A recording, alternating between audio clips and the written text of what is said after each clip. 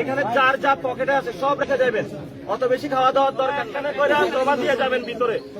কারো পকেটে আজকে কোনো টাকা থাকবে না, সব টাকা আজকে সীমান্তের এই ভাই বোনের জন্য।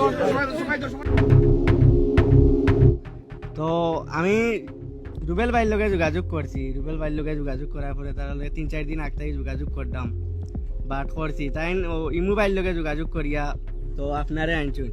তো আপনারে অনেক কষ্ট করি আনছুন, তারাও আর আমিও মিলিয়া অনেক কষ্ট করি আনছুন, আইরা আনার পরেও আনছি। তো গেছে কালকে মানুষ আইসলা, নেতাকর্মী তারা আইসলা, তারা আওয়ার পরে আমরা অনেক খুশি হয়েছি, বাট অনেক বালা লাগছে। তারা আওয়ার পরে হয়তো আমরা ওখানেও ভাবছি বলে বালা কোনো একটা ইয়ে করিয়ে দিবা।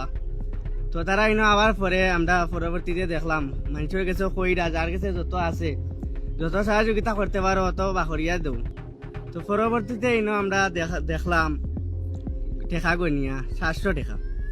তো 700 টাকা গনিয়া দেখার পরে তো আমরা রাস্তাঘাটে বারইয়া যাওয়ার সময় মনে করো মানুষে জিকাই নারি, অনেক মানুষে অনেক কথা কইন বলে টাকা কত পাইলা। তো আমরা কইলাম টাকা 700 টাকা পাইছি। তো তারা বিশ্বাস করে না, তো তারা কয় অনলাইনে দেখলাম, ভিডিওত দেখলাম, সোশ্যাল মিডিয়াত দেখলাম তোমরা টাকা 3-4 লাখ টাকা পাইছো। তো আমরা কইলাম না, এটা ভুল ধারণা। যদি আমরা যদি টাকা 3-4 লাখ টাকা যদি পাইতাম আর যে দিয়ার থাকছে যে আমার সামনে যদি কইতে পারে তাহলে আমি তারা বুঝাইয়া দিম টাকা দিছ কিনা না।